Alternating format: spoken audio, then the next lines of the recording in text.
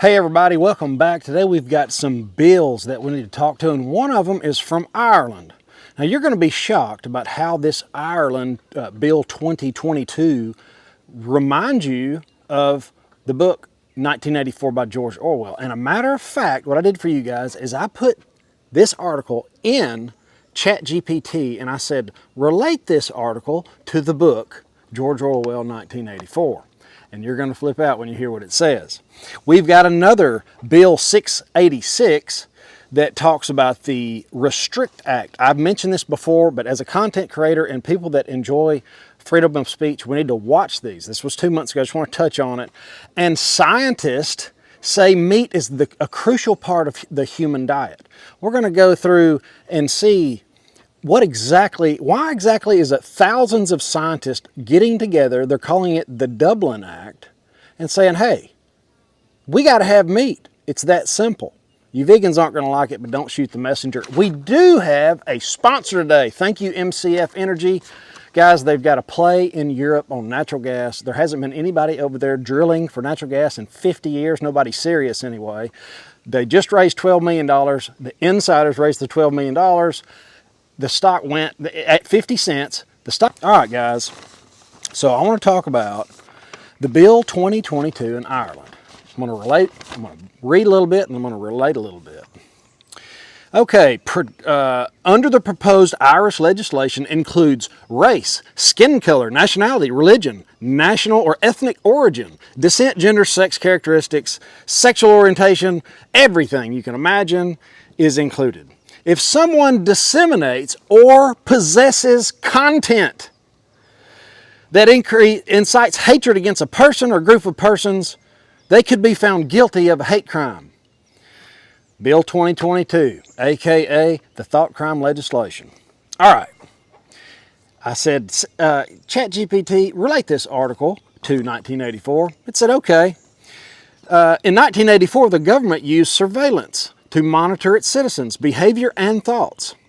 The bill also gives Irish authorities the power to convict people criminally for alleged hate crimes, which could be seen as a form of surveillance and monitoring of individual behavior.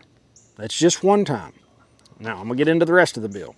The bill gives Irish authorities the power to convict people criminally for alleged hate crimes. Alleged. This means they could face fines, imprisonment up to 12 months or both if they are found guilty of violating the bill's provisions. For instance, if someone is found to have communicated materials to the public or behaved in a public place in a manner that is likely to incite violence or hatred against a person or group of persons, they could be convicted in a hate crime. All right, ChatGPT, how does this relate? Well, the government in 1984 uses language as a tool to manipulate the population's perception of reality and to suppress dissenting opinions. The legislation shifts the burden of proof onto the accused, back to the bill, which could be problematic. For instance, if someone is found possessing material that is considered hateful but was not intended for public consumption, they would be required to prove their own innocence by showing the material they prepared or processed was never intended for public communication. Okay, similar to the thought crime police in 1984, this is back to the ChatGPT, people are punished for their thoughts, even the potential of committing crime. Regardless, back to ChatGPT. Similar to the practice of thought crime in 1984, people are punished for their thoughts or even the potential of committing a crime regardless of whether they have actually committed the crime or not. It's crazy. Crazy town.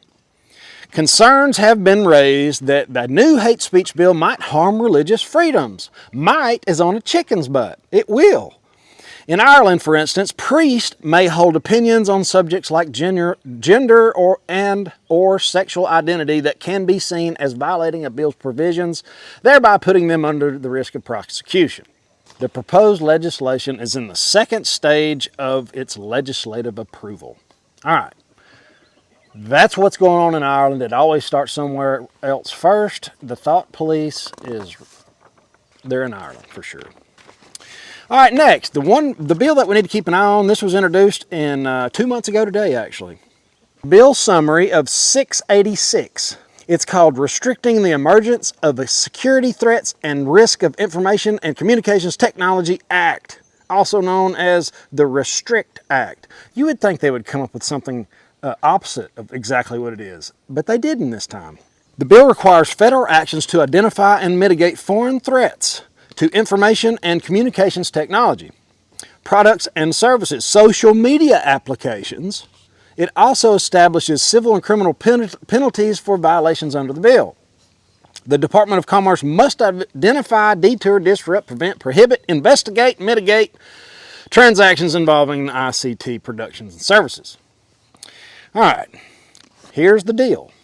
Commerce must identify and refer to the President any covered holding, stock, or security that possesses an undue acceptable risk to the U.S. or its citizens. Enforcement mechanism including actions by the Department of Justice and civil and criminal penalties for violations. Just know this is more than likely another hack at our freedom of speech. That's just kind of how it goes. Now, scientists, thousands of them, the Dublin Act. Let me know in the comments what you think about meat. Let me know. If you're a vegan, I'm sorry. Because there's actually, scientists are warning against vegan zealotry. Scientists say meat is a crucial part of the human diet. Don't I know it? I love a good steak, or any meat for that matter.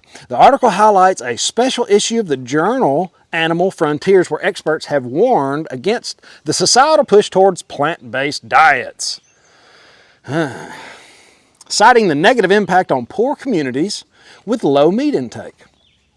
Now, the Dublin Declaration is a group of thousands of scientists across the globe.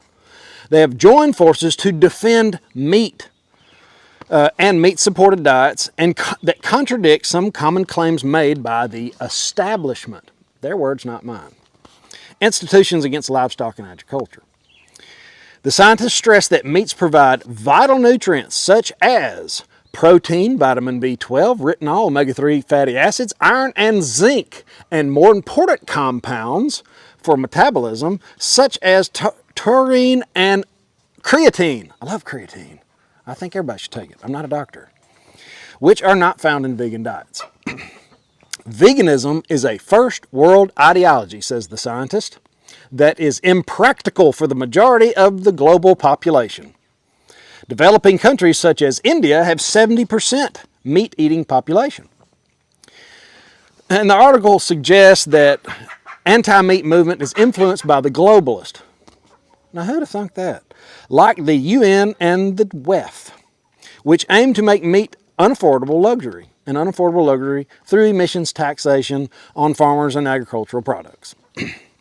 Leading to artificially high prices, the UN hopes to enforce complete meat and dairy-free human diet by 2050 to fight that old pesky climate change. It just keeps changing. You know, despite livestock emissions being a negligible proportion of supposed greenhouse gases.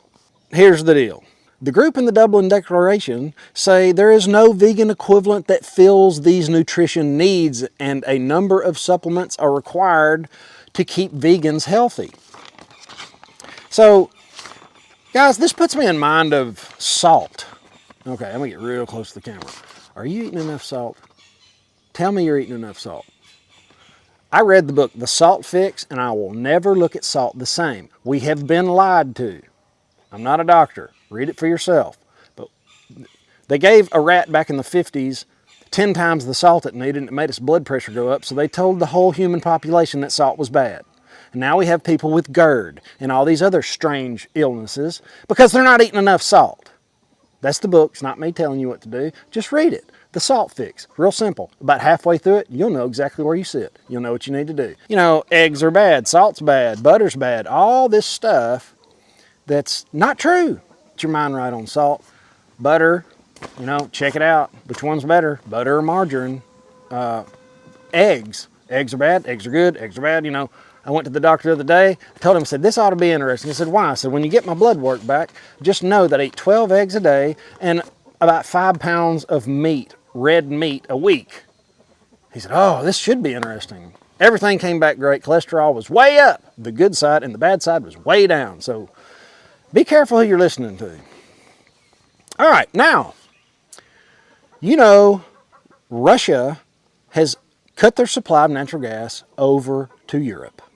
This has created a $5 trillion hole that has to be filled by somebody. MCF is doing that. That is their plan. They're the first ones. They have first mover advantage. I made this play months ago. The stock's way down from where I bought it. It's also way down from where the insiders did a private placement at 50 cents for $12 million. The good news is they still have the $12 million. They have no debt, and they can use that $12 million to drill and acquire other properties, or acquisitions, as they like to say. The director of MCF has done this before twice with the same people that are involved in MCF. The same people that started this company started two other ones. One was called B&K Petroleum, which is over $1 billion market cap, and the other one is called Baker's Petroleum, which is also over $1 billion market cap. MCF is at $100 million market cap. The EU seems to recognize it all of a sudden, now that they don't have it, that the EU Parliament has recently backed natural gas investments as green, which is much needed for the energy sector and needed for the economy. Guys, I made a lot of money welding in natural gas. I was doing natural gas pipelines and hooking up wells, and it kept this economy alive, even in 2008. Natural gas went from $10 to $2 in about 6 months, and I'm gonna throw up a chart here. It's a 25-year natural gas chart that looks like it has a floor at $2. That line is real close to $2. It seems like we're getting close. You know, the best time to buy natural gas is at the bottom, I would hope. The company has got $12 million on the sidelines. Turn it inside out, guys. Let me know what you think about the company in the comments. And have an awesome, awesome day. It's getting dark out here. Later.